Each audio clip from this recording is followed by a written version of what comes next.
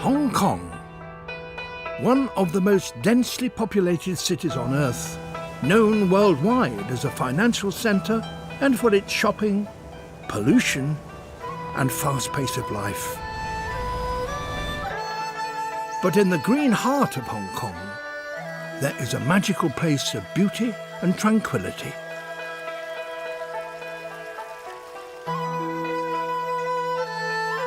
Kaduri Farm and Botanic Garden. 7 million people live here.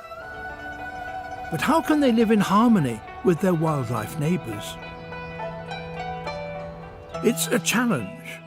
Part of KFBG's mission is to protect native species and their habitats,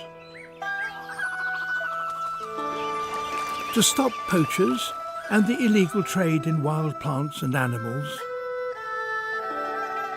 and to assure the survival of endangered species through captive breeding programs. The goal is to protect the wild places and their wildlife for the present and the future, to create a safe haven and harmony with nature.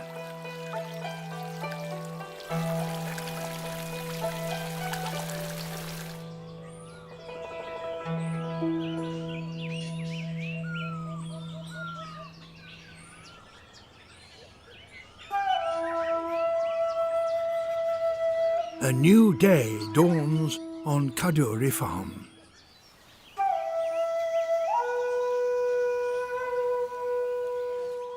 Agricultural staff are already at work on the tea terraces.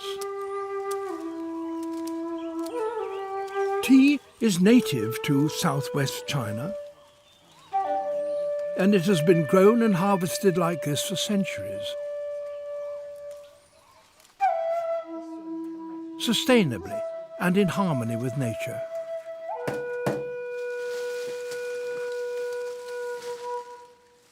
Tea is just one of a variety of crops growing in KFBG's agroforest.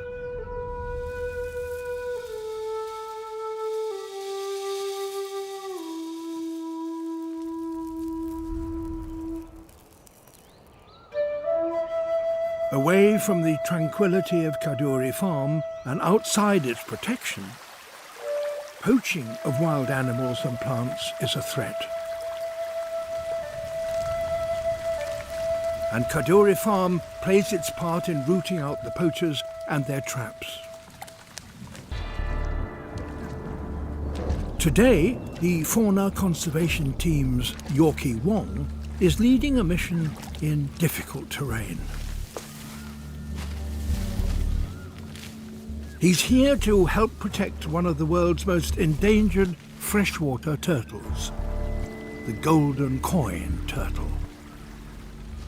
He's joined by Senior Conservation Officer Paul Crow, an acknowledged golden coin expert. Hong Kong is the last place we know on the planet where Gumchinguai, the golden coin turtle, is still successfully pairing and breeding in the wild. We do get occasional reports of juveniles and babies being found, the last just a couple of years ago.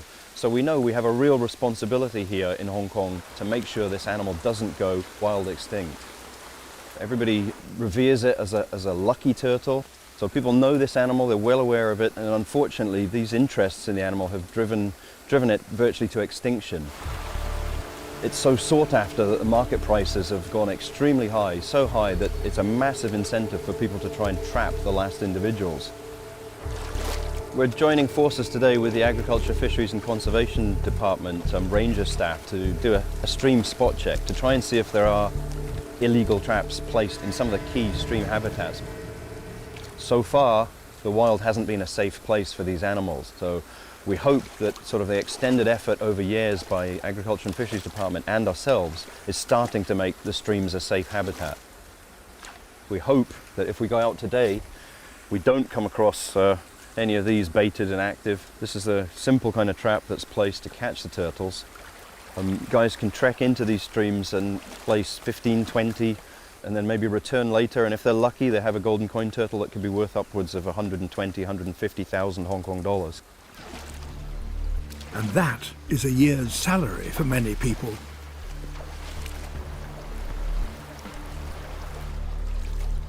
The golden coin is listed as critically endangered. With the stakes so high, the determination of Kaduri Farm and the government to protect it is crucial.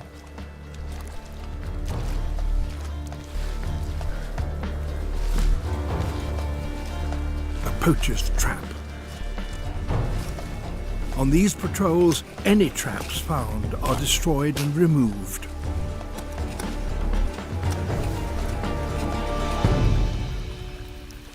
He's safe, at least for a little while longer. Golden coin turtles are valuable because there is a mistaken belief that they have very special medicinal properties. 从传统中医理论来说，龟板它是一个养阴类的药物。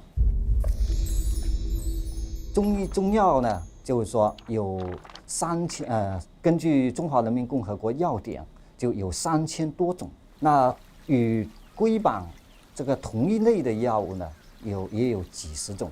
那所以说呢，它这个在应用龟板或者是龟作为养生方面，是存在有一些的误区。Even so, criminals make a lot of money by selling golden coin turtles and making extravagant claims about their medicinal value. 咁我都知道咧，聽到人話咧，係嗰個金錢龜就炒賣到好高價錢，因為咧佢可以醫癌啊咁樣。咁所以咧就係喺亦都有人做過一啲科學嘅研究嘅，咁就其實都揾唔到任何證據咧，就係用呢啲嘅金錢龜咧就可以醫到 cancer 嘅嚇。它并不是我们中医有什么问题，而是可能呢是有一些人误用或者盗用这个中医的名义做过度的宣传与这有关。Despite overwhelming scientific evidence that the turtle does not cure cancer, the demand is still there and increasing. As a result, the species could disappear entirely. So, to ensure it has a future at all, Kaduri Farm has set up a conservation breeding program. You got that? Tell you what, I'll find her. Now we know she's had eggs for a while. In a secure location, the hope for an entire species is being safeguarded. We've recorded eggs at the beginning of the month, so let's see if this routine weight check shows any drop. The program is supervised by Paul Crow and Yorkie Wong. Okay, 1382. 1382. How's that compare? Oh, it has dropped 142 grams. Oh, hi. Let me see if I can palpate. This female is being checked to see if she's laid her eggs. She's done her job. Right. The eggs are removed to protect them from accidental damage. Possibly very valuable eggs in the ground here. She's coming back. She might actually be being protective. What are you doing? My eggs are there. Oh, just touched an egg. Okay. So we were right.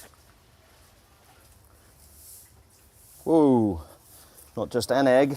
So far I can see that looks like 4. That's a good clutch already.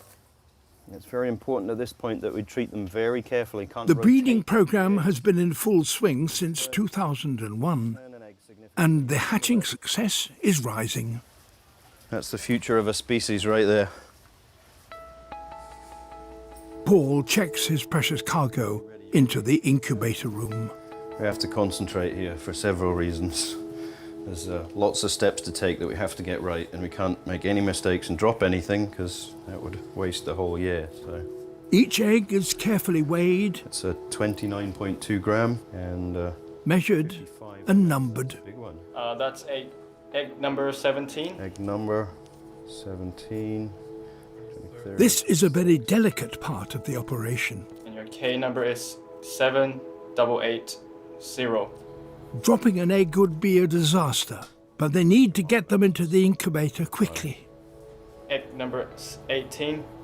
The record numbers, the date, not only serves to identify the egg, but also shows us which way is up.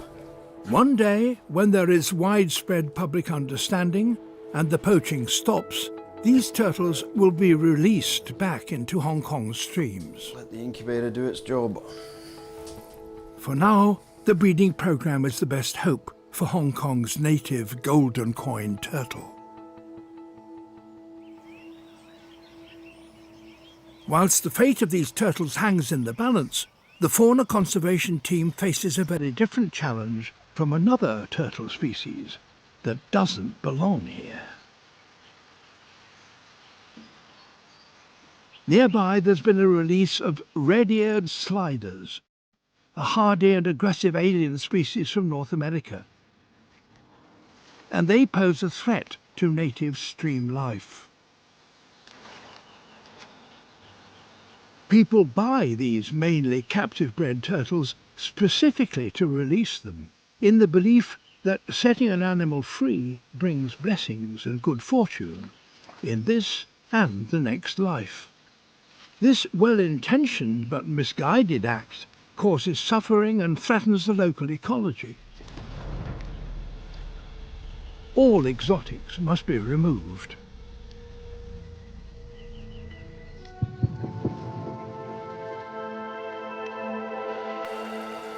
The trade in exotic animals and animal parts is global. In parallel to the legal trade, many animal species are smuggled into or through Hong Kong. The fauna team has been informed that an alert customs officer has apprehended a passenger who has flown into Hong Kong with 400 Indian star tortoises, all crammed into his luggage and destined for the pet trade.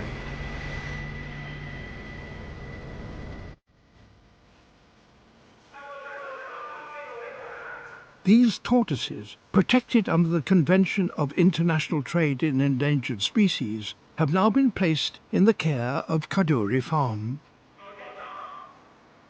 It's an animal rescue service that KFBG provides free of charge.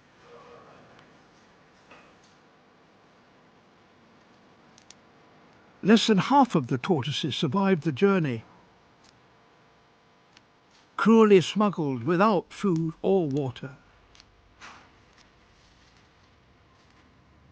They're regarded as commodities, not living creatures.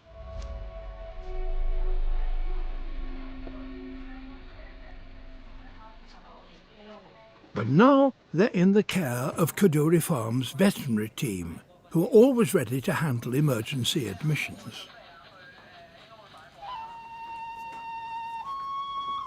They must first assess the health of each animal.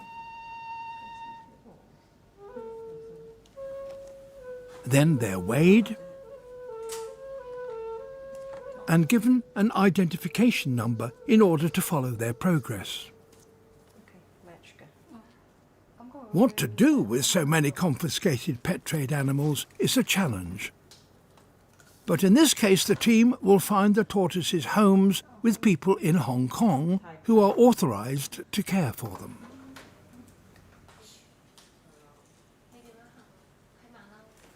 All are microchipped, so they can be individually identified and therefore not sold illegally.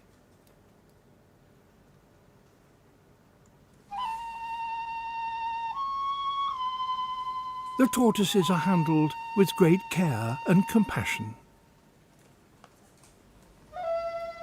But for the veterinary staff, events like this are becoming all too familiar.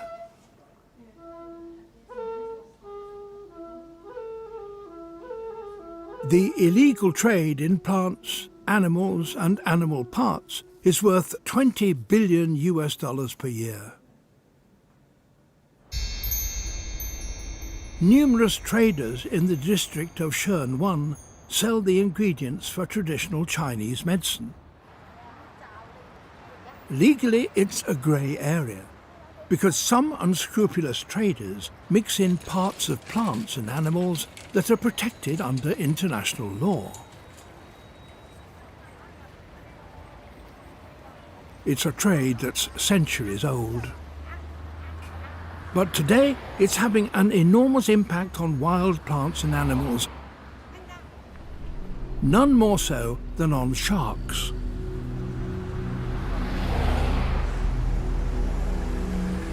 The harvest of sharks and their fins is unsustainable. There are many lesser-known plants and animals also on the brink of extinction due to the medicinal and food trades.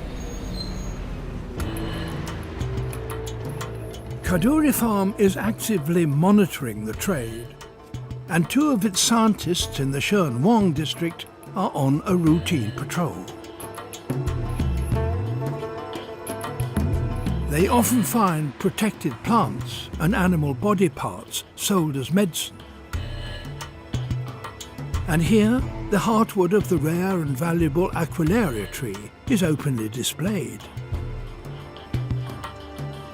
The problem is identifying the source and legality of these products. Even the storekeepers do not always know the origins of the items.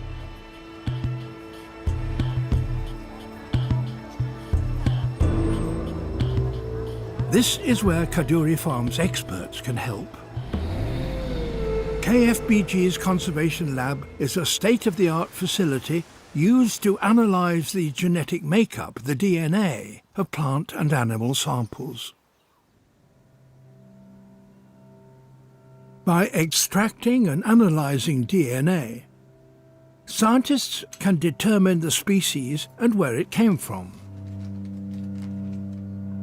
and thus whether it was obtained legally or not. Any rare or threatened species is identifiable, like the pangolin, one of the most critically endangered species and the world's most illegally trafficked mammal, prized because of the false belief that its scales have unique medicinal properties.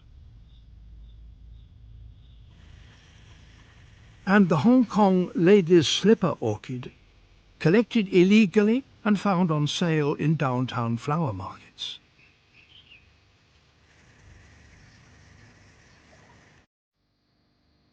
The pressure on the natural world because of this trade is simply unsustainable.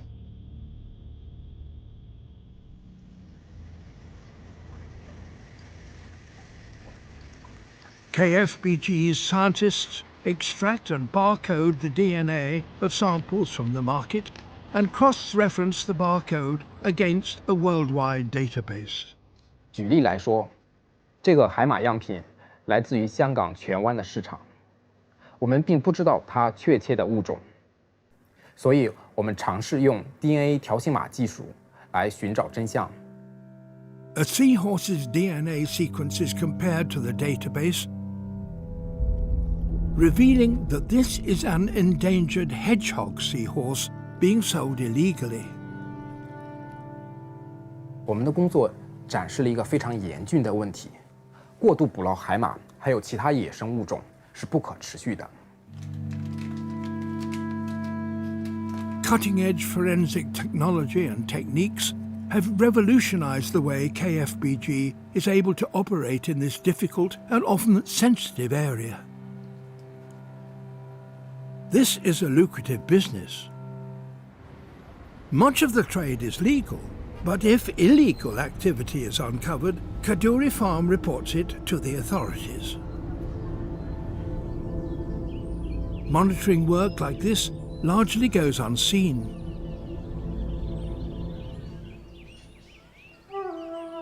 What visitors to Kaduri Farm do see are its farming terraces, landscape gardens and native forest.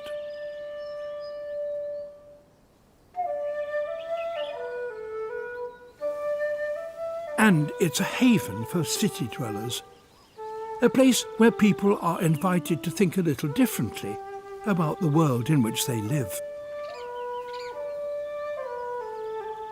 For this reason, Kadoorie Farm attracts major figures in conservation, like the eminent British primatologist and UN Messenger of Peace, Dr. Jane Goodall, who's taking a few days out of her busy schedule. I feel very fortunate that when I come to Hong Kong, I can come up out of the horrible pollution of the city into this oasis. I think what I've discovered in my 80 years is that everything is interconnected. So when you harm an ecosystem in one place, in some form or other, that is going to affect not only the people living there, but sometimes other people far away. But what's becoming apparent is that when a small, seemingly insignificant species becomes extinct, and this is happening all the time, as forests are clear-cut and due to pollution and things like that, this can have a ripple effect. So that small creature may actually be the most important food of some slightly different and perhaps to us more important species. And there are examples where this has led to the deadening of a whole ecosystem, which then takes time to come back up. I've always loved the wild places, and it's the wild places where we find biodiversity, where we find all the different mix of animal and plant species that make up the different ecosystems.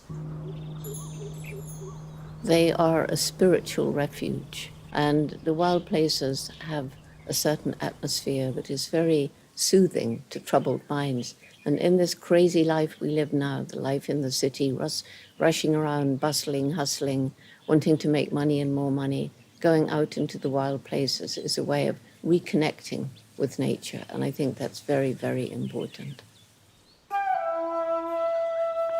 Reconnecting people with nature is the essence of Kadoorie Farm's educational work. Nothing is more important than introducing young minds to the beauty and the bounty of the natural world.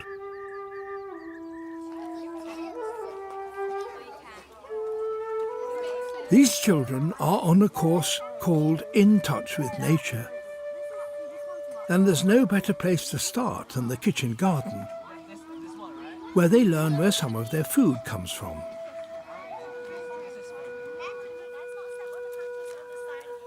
The task is to grow a plant of their own, and the first stage is to take a cutting. For some, it's a new experience, to touch and smell a living, growing thing, seeing how a plant grows from the soil.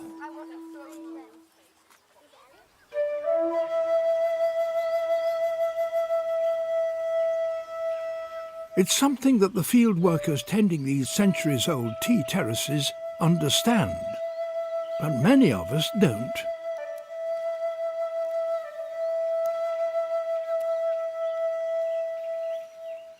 Some people have lost that connection with the land, but the links are being reforged. It's time for the children to fill their pots with soil.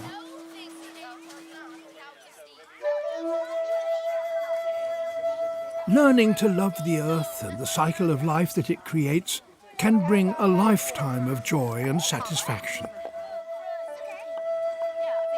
Push the soil around your plants so that it sits nice and firm inside. The simple act of planting a herb is their first step to reconnect. Most naturalists can point to a magical moment in their childhood when they became enchanted with nature, and that moment often set the course for their life. And Kadoorie Farm is just the place to experience such a moment. These children may grow up to be ecologists, artists, teachers, or even property developers. Can you eat these? Yeah, you can. Having been enthralled with nature at a young age should help them to make the right choices to protect nature as adults.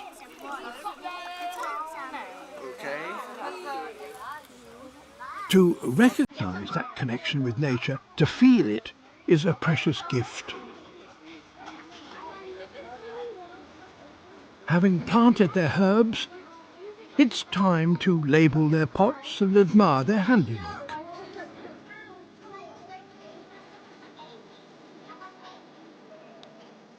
The simple act of planting a tiny living thing has encouraged them to reflect on the day's experience.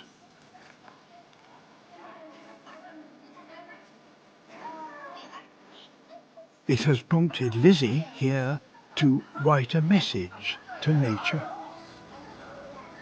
Dear nature, thank you for everything you've given us.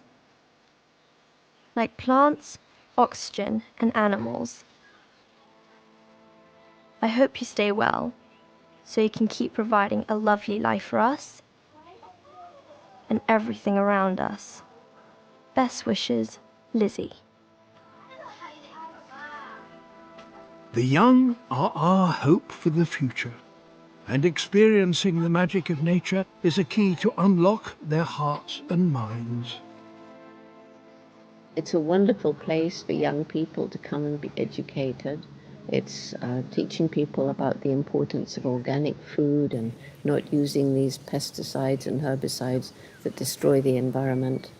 And the work on caring for and hopefully eventually trying to rehabilitate the animals that are confiscated from the live animal trade, caring for the tortoises, turtles, other creatures that are being illegally traded. So Kadoorie Farm and Botanic Gardens is playing an important role. It's one of those strong forces out there for good, for helping to make this a better world. And they have terrific people, wonderful scientists, caring, passionate and dedicated.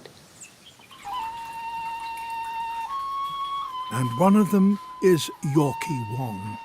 His dedication to the captive breeding program with golden coin turtles could mean the difference between saving or losing an endangered species.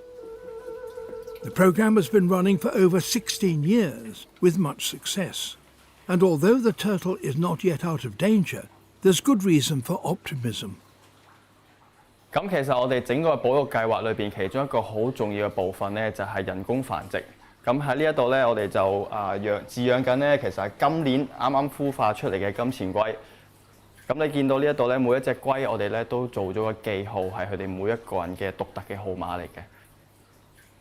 咁我哋嘅今年嘅成績其實都唔錯嘅，咁大概有20% 係嘅蛋咧係可以孵化到出嚟啦。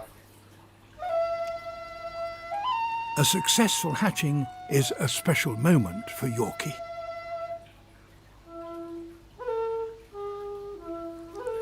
咁其實佢哋咧係一種好靚嘅動物啦，你睇到咧佢嘅底甲咧係有好鮮豔嘅橙黃色，咁咧亦都有好特別嘅花紋喺度嘅。然後我哋喺合適嘅時候咧，可以將讓呢啲動物咧去回歸大自然嘅。咁但係暫時嚟講咧，香港未適合啦，因為我哋仲知道會有好多人想捕捉佢哋啦。但我哋希望可以有一日透過教育啦，透過宣傳啦，新嘅一代佢哋會知道咧呢啲動物係好珍貴、好重要，佢哋唔會再食佢哋，唔會再去捉佢哋，然後咧讓佢哋可以咧返去大自然嗰度生活嘅。In the meantime, Yorkie and the rest of the fauna conservation team will continue to patrol the streams of Hong Kong.